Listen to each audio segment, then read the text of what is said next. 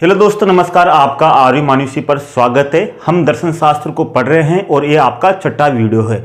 इस वीडियो के माध्यम से आप समझोगे सुखवाद और उपयोगितावाद। इससे आपके जो 18 से 19 क्वेश्चन आपके सेकंड ग्रेड एसएसटी में पूछे जाते हैं, यहाँ से आपके 2 क्वेश्चन आएंगे और 2 क्वेश्चन आप देखेगा। आप 2008 से लेकर 2023 तक देख लीजिए, या फिर आपके अभी जो पेपर होगा उसके बाद में भी देख लीजिए। आपके पूरे क्वेश्चन यहाँ से ही बैठेंगे, यानी कि जो मैंने आपसे कहा है कि एसएसटी या सामाजिक विषय जो पढ़ रहे हो उसमें आपको अच्छी मेरिट के साथ मैं सिलेक्शन दिलाऊंगा। यही मेरी मेहनत का उद्देश्य है।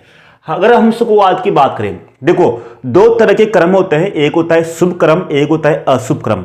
तो सुखवाद के अनुसार शुभ कर्म कौन सा है और अशुभ कर्म कौन सा है? तो सुखवादियों का मानना है कि शुभ कर्म वही है जो सुख में सिद्धि हो, यानी कि जो सुख में वृद्धि करता हो, यानी कि जो दुखों में कमी और सुखों में वृद्धि करता है वही क्या है? शुभ कर्म है। और अशुभ कर्म कौन सा है? अशुभ कर्म वो है जिससे दुखों में वृद्धि होती है, जिससे दुख बढ़ते हैं, वही अशुभ कर्म है। अब आपको बताते हैं कि आपने देकार्ते के बारे में पढ़ा।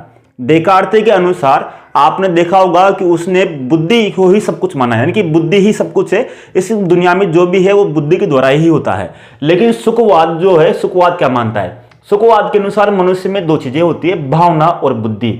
तो सुखवाद के अनुसार मनुष्य में जो सब कुछ है वो क्या है? भावना, यानी कि भावना के अधीन बुद्धि है। यानी कि सब कुछ किसके अधीन है? बुद्धि भी किसके अधीन है? भावना के अधीन है। यानी कि भावना ही सब कुछ है। यानी कि अगर अपनी भावना जितनी भी इच्छा है वो इच्छाओं की पूर्ति करने के लिए ही व्यक्ति कर्म करता है। यानी कि जो भी अगर आपकी इच्छाओं की पूर्ति हो गई तो आपको सुख मिलेगा, अगर आपको इच्छाओं की पूर्ति नहीं हुई तो आपको क्या मिलेगा? दुख मिलेगा, सुखवाद के अनुसार। यानी कि आप जितने भी कर्म करते हो वो इच्छाओं की पूर्ति के लिए ही करते हो। अगर आपकी इच्छा पूर्ति हो जाती है तो आपको किसकी अनुभूति होगी? आपकी सुख की अनुभूति होगी।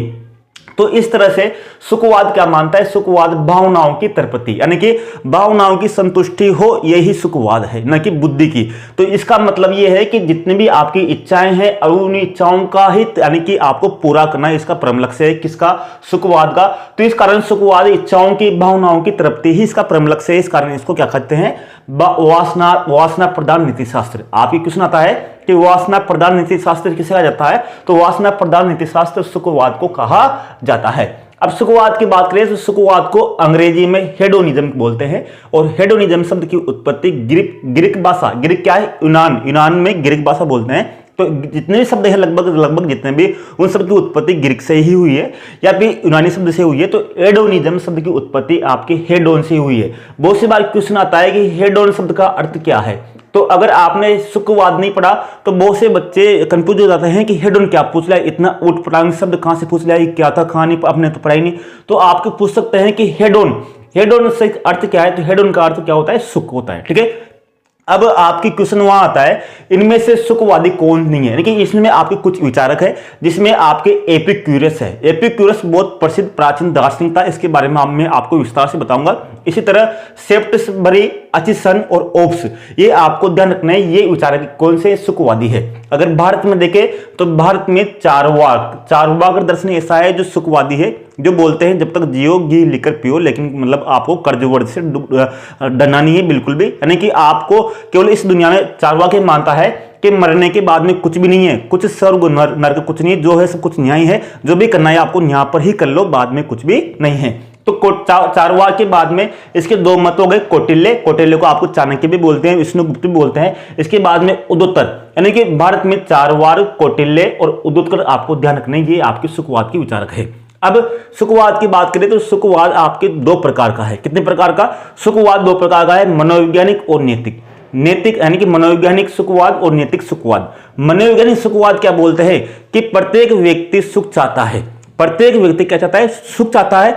और नैतिक सुखवाद बोलता है कि प्रत्येक व्यक्तियों की सुख की कामना करनी चाहिए, यानी कि प्रत्येक व्यक्तियों को सुख की कामना करनी चाहिए, यानी कि अपना लक्ष्य क्या होना चाहिए? वरिष्ठ अध्यापक बनना चाहिए। ये क्या है? नैतिक सुखवाद। और ये क्या है, प्रत्येक व्यक्ति वरिष्ठ अध्यापक बनना चाहता है यानी कि मनोवैज्ञानिक यानी चाहता है और करनी चाहिए, ये अलग अलग आपको इसको समझना, ठीक है।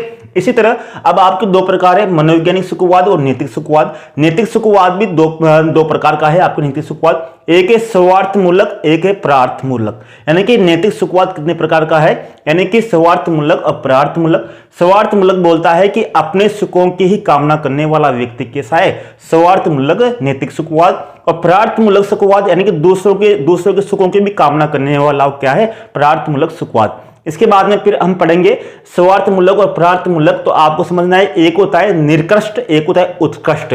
निकृष्ट मानता है किसी भी प्रकार के सुख, चाहे किसी भी तरह के सुख हो, किसी की हत्या करके सुख हो या किसी को मारकर सुख हो, या किसी की संपत्ति चोरी करके सुख हो, सब तरह के सुख अच्छे हैं। लेकिन जो उत्कृष्ट मानता है, उत्कृष्ट मानता है केवल उत्कृष्ट यानी कि अच्छे ही सुख अच्छे हैं, ठीक है। इसके बारे में हम आगे पढ़ेंगे। अब देखिए, अब आपके सुखवाद तो ये होगा कि सुखवाद क्या है, आपकी इच्छाओं की तृप्ति करना या वासना प्रधान नीति शास्त्र है। ये दोनों शब्द इसकी उत्पत्ति ये व्यक्ति आपके है, इतना ही आपके सब कुछ मिलता है। इसके बाद में आपका आता है उपयोगितावाद। अब उपयोगितावाद क्या है, यानी कि सुखवाद तो ये मानता है कि प्रत्येक व्यक्ति यानी कि व्यक्तिगत है, यानी कि प्रत्येक व्यक्ति सुख चाहता है, यानी कि लेकिन उपयोगितावाद क्या है, उपयोगितावाद कहता है कि अधिकतम व्यक्तियों का अधिकतम सुख, यानी कि अधिकतम व्यक्तियों का अधिकतम सुख। जबकि सुखवाद क्या बोलता है कि व्यक्तिगत सुख ही तक, यानी कि केवल प्रत्येक व्यक्ति तक सुख तक, लेकिन ये अधिकतम व्यक्तियों तक अधिकतम सुख का कामना करता है। यानी कि सुख उपयोगितावाद क्या मानता है कि अधिकतम व्यक्तियों का अधिकतम सुख होना चाहिए। अब इसमें आपके दो प्रकार के मिलते हैं उपयोगितावाद, दो प्रकार का होता है, एक होता है सुखमूलक, एक होता है आदर्शमूलक। एक होता है सुखमूलक, एक होता है आदर्शमूलक। सुखमूलक मानते हैं कि सभी तरह के सुख हैं, यानी कि केवल भौतिक सुख को ही मानता है। जबकि आदर्शमूलक जो सुखवाद उपयोगितावाद है वो केवल सुख के साथ मानसिक अवस्थाओं को भी उपयोगितावाद मानता है। अब आपको इसमें उपयोगितावाद में दो विचारक आपको ध्यान रखने हैं, एक है बेंथम, एक है मिल। बेंथम और मिल को आपको समझना होगा, बिल्कुल आसान है। इनको आपको कैसे समझोगे, देखिए बेंथम एक तरह से देखे तो ये कानून का यानी कि कानून था, यानी कि ये विधि का ज्ञाता था, यानी कि इसको प्रथम दार्शनिक माना जाता है, विधिवेता यानी कानून का जो जानकार माना जाता है। और ये होब्स है एक दार्शनिक, उसकी तरह ये बेंथम ये मानता है कि प्रत्येक व्यक्ति क्या है, स्वार्थी है। यानी कि प्रत्येक व्यक्ति स्वार्थी का मतलब ये है कि प्रत्येक व्यक्ति अपने सुख की कामना करता है, यानी कि जो भी काम करेगा अपने स्वार्थ के लिए ही करेगा। अगर किसी की दूसरे की सहायता कर रहा है तो उसमें कहीं ना कहीं उसको अपना स्वार्थ दिखाई देगा, तभी वो दूसरे की सहायता करेगा, नहीं तो वो दूसरे की सहायता नहीं करेगा। इसी तरह कानून में रुचि होने के कारण बेंथम मानता है कि कानून वही सही है जो अधिकतम व्यक्ति जो कानून के यानी कि सुख के लायक हो, यानी कि जो वही कानून अच्छे हैं जो सुखों में वृद्धि करते हैं, वही कानून अच्छे हैं। अगर वो दुखों में वृद्धि करते हैं तो कानून अच्छे नहीं है। बेंथम का ये मानना था। अब बेंथम की जो था मनुष्य स्वार्थी मानता है, कानून का ज्ञाता था। अब बेंथम के अनुसार जो सुख है, सुखों में सब सुख समान है, यानी कि चाहे आप कौन सा सुख हो, सुख सभी समान है। यानी कि गुणात्मक दृष्टि से सुख क्या है, सभी समान है। लेकिन परिमाणात्मक यानी गणितीय है, कोई सुख अधिक हो सकता है, कोई कम तीव्रता का हो सकता है, कोई ज्यादा तीव्रता का हो सकता है। तो परिमाणात्मक दृष्टि से कोई सुख बड़ा हो सकता है, कोई सुख छोटा हो सकता है, लेकिन गुणात्मक दृष्टि से सभी सुख समान है ना। तो अब परिणात्मक दृष्टि से कोई सुख अधिक ज्यादा अच्छा है, कोई कम है, तो इनको मापने के लिए बेंथम ने एक यंत्र का उपयोग किया, उसका नाम था सुख कलन यंत्र। सुख कलन यंत्र यानी कि ये क्या है, बेंथम का एक मापने का यंत्र है सुख कलन यंत्र। इसके माध्यम से परिणात्मक सुखों को मापा जाता है। किस तरह से, परिणात्मक न कि गुणात्मक। तो सुख कलन यंत्र में 7 है, कितने हैं, 7। यानी सुख कलन यंत्र में 7 जो है 7 मापदंडों के आधार पर इसको मापा जाता है। कौन कौन सा, तीव्रता, अवधि, निश्चितता, निकटता, उत्पादकता, शुद्धता और व्यापकता। अब आपको इन 7 को अच्छे से रटना या याद करना है कि सुख कलन यंत्र में इनमें से कौन सा संबंधित नहीं है। आपके अ ब स द में सब आएंगे, तो आपकी इन 7 को आपको रटना है, क्योंकि बार बार पूछा जाता है कि बेंथम के सुख कलन में कौन सा नहीं है 7 में से, तो आपको 7 आपको ध्यान रखने हैं। अगर बात करें तो तीव्रता, अवधि, निश्चितता, निकटता, उत्पादकता और शुद्धता, ये तो आपके प्रथम 6 व्यक्तियों के लिए है, यानी व्यक्ति के सुख के निर्धारक है। और जो अंतिम है व्यापकता, व्यापकता क्या है, ये आपके सामाजिक सुख को भी निर्धारित करता है। इससे पता चलता है कि बेंतम क्या है, बेंतम परार्थ मूलक है। क्या है? परार्थ मूलक। यानी कि दो तरह के होते हैं, एक होते हैं स्वार्थ मूलक, एक होते हैं परार्थ मूलक। तो बेंतम को परार्थ मूलक क्यों बोलते हैं? क्योंकि इसने जो अंतिम जो मापदंड है व्यापकता, व्यापकता की भी चर्चा करने के कारण इसको क्या बोलते हैं? परार्थ मूलक। नहीं तो इसके जो 6 मापदंड है पहले वाले वह व्यक्तिगत है, तो व्यक्तिगत होने के कारण पहले तो ये स्वार्थ मूलक सिद्ध हो रहा था, केवल व्यक्ति की ही बात कर रहा था। लेकिन जो अंतिम मापदंड था व्यापकता, व्यापकता की बात करके एक क्या बन गया? ये परार्थ मूलक, यानी दूसरों के सुख की भी कामना करने वाला बन गया। इससे आपको पता चलता है, यानी कि आपके ये आएगा कि बेंतम की अपन को मालूम कैसे चलता है कि वो परार्थ मूलक था। तो परार्थ मूलक किससे पता चलता है? व्यापकता से पता चलता है कि वो परार्थ मूलक था। अब ये आता है कि बेंतम से पूछा जाता है कि प्रत्येक व्यक्ति स्वार्थी है। बेंतम से पूछा जाता है कि प्रत्येक व्यक्ति स्वार्थी है तो दूसरों के लिए वो क्यों कामना करेगा, क्योंकि वो भी सुखी हो। यानी कि बेंतम मानता है कि प्रत्येक व्यक्ति स्वार्थी अपने सुखों के लिए ही काम करता है। तो बेंतम कहता है कि दूसरों के लिए वो सुख की कामना इसलिए करता है क्योंकि उस पर 4 सामाजिक दबाव है। यानी कि 4 दबाव है, 4 बाह्य कारण है, 4 बाह्य कारणों के कारण वो दूसरों के लिए भी काम करता है। तो आपको ध्यान रखना है 4 बाह्य कारण कौन कौन से है। पहला है भौतिक दबाव, दूसरा है राजनीतिक दबाव, तीसरा है सामाजिक दबाव और चौथा है धार्मिक दबाव। इन दबावों के कारण व्यक्ति दूसरों के सुखों की भी कामना करता है, यह आपको ध्यान रखना है। इसके बाद में जॉन स्टुअर्ट मिल, इसके बाद में इसका जो उत्तराधिकारी हुआ बेंतम का, जिसने उपयोगितावाद में बेंतम के कुछ सिद्धांत थे, उन सिद्धांतों में कुछ संशोधन किया, जिसने बेंतम की जो आलोचना की उन आलोचनाओं को दूर करने का प्रयास जॉन स्टुअर्ट मिल ने किया। अब जॉन स्टुअर्ट मिल ने कौन कौन से किया?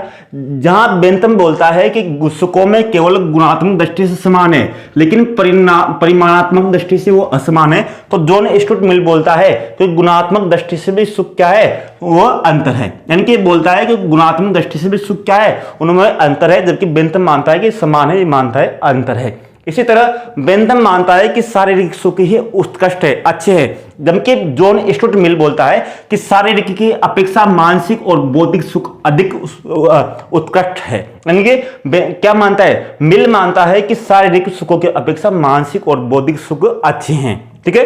तो इसके बाद में बेंतम बोलता है कि एक व्यक्ति दूसरों की सुखों की कामना क्यों करता है? तो उसने कहा कि 4 कारणों से, 4 बाह्य कारणों से वो दूसरों के सुखों की कामना करता है। भौतिक दबाव, राजनीतिक दबाव, सामाजिक दबाव और धार्मिक दबाव।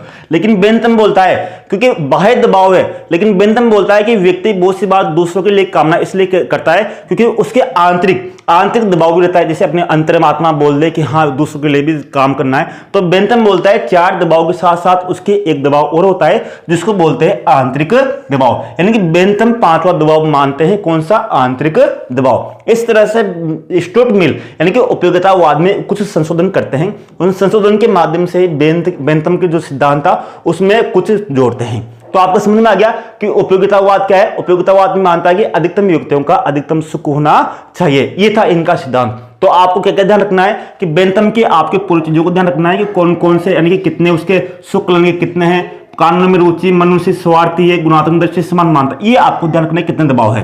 अब आपको कुछ चीजें मैं आपको बता रहा हूं जो आपको बहुत इंपॉर्टेंट है, इससे भी ज्यादा इंपॉर्टेंट है, जो आपको ध्यान रखना है। नंबर 1, अधिकतम व्यक्तियों का अधिकतम सुख का प्रथम बार प्रयोग किसने किया? तो फ्रांसीसी हचिसन ने इसका प्रयोग किया था, अधिकतम व्यक्तियों का अधिकतम सुख। इसी तरह जो आपके जॉन स्टुअर्ट मिल है, जॉन स्टुअर्ट मिल ने एक संस्था बनाई थी, उसका नाम था यूटिलिटेरियन सोसाइटी की स्थापना की थी। और आपके बहुत सी बार पुस्तकों का नाम पूछा जाता है जॉन स्टुअर्ट मिल का। तो इसके 2, ओन लिबर्टी और सिस्टम ऑफ लॉजिक, ये भी आपको ध्यान रखनी है कि ओन लिबर्टी और सिस्टम ऑन लॉजिक पुस्तकें आपको किसकी? जॉन स्टुअर्ट मिल की आपको याद रखनी है। ओन लिबर्टी और सिस्टम ऑफ लॉजिक, इसकी 2 पुस्तकें थी। इसी तरह मिल ने एक संस्था गठन किया था, यूटिलिटेरियन सोसाइटी। इसी तरह बेंतम के जैसे बेंतम ने सुख और दुख के निर्धारक के लिए 32 तत्वों की चर्चा की। कितने तत्वों की? 32। 32 तत्व है जो सुख और दुख को निर्धारित करते हैं। इसी तरह उसने बेंतम ने कहा कि सामान्य सुख कितने? 14 और सामान्य दुख कितने? 12। ये कुछ आंकड़े हैं। इस तरह से अपन देख सकते हैं कि सुखवाद और उपयोगितावाद दोनों एक ही है। यानी कि अगर माने तो दोनों एक पे बात करते हैं। किस पर करते हैं? भावना पर बात करते हैं, सुखों पर बात करते हैं। यानी कि व्यक्तियों को क्या होना चाहिए? सुख होना चाहिए। यानी कि सुख ही सब कुछ है। जो भी कर्म है, अगर वो कर्म अपन को सुखों में वृद्धि कर रहा है तो वो शुभ कर्म है, अगर वो सुखों में वृद्धि नहीं कर रहा, दुखों में वृद्धि कर रहा है तो वो अशुभ कर्म है। इस तरह से हम देखते हैं कि इस तरह से अगर बात करें तो मनोवैज्ञानिक सुखवाद और नैतिक सुखवाद दो प्रकार है, और नैतिक सुखवाद दो प्रकार का, स्वार्थमूलक और प्रार्थमूलक। अगर हम बात करें बेंथम को, तो बेंथम कौन सा है, तो बेंथम कौन सा है, प्रार्थमूलक। कौन सा है, प्रार्थमूलक नैतिक सुखवाद में आता है, और जॉन स्टुअर्ट मिल भी आपके प्रार्थमूलक नैतिक सुखवाद में आता है, ठीक है, उसमें आता है। तो इस तरह से आप आदि कर सकते हो। इसी तरह एक कथन है जॉन स्टुअर्ट मिल का कि असंतुष्ट सूअर की अपेक्षा एक असंतुष्ट सुकरात अच्छा है, या फिर असंतुष्ट सुकरात की अपेक्षा एक संतुष्ट, जो आपके कथन है वो आपको वहां पर ध्यान रखना है। इस तरह से आपके जो ये आपके सुखवाद और उपयोगितावाद हो गया, इसमें आपको कोई दिक्कत नहीं होनी चाहिए। अब जो आपके क्वेश्चन है, जैसे आपके डेकार्ट का है, सुखवाद का है, उपयोगितावाद का है, उसको आपको हल कराने की कोशिश करेंगे जितने आपके क्वेश्चन पूछे गए थे। मिलते हैं आपको नेक्स्ट कक्षा में। धन्यवाद, नमस्कार, जय हिंद।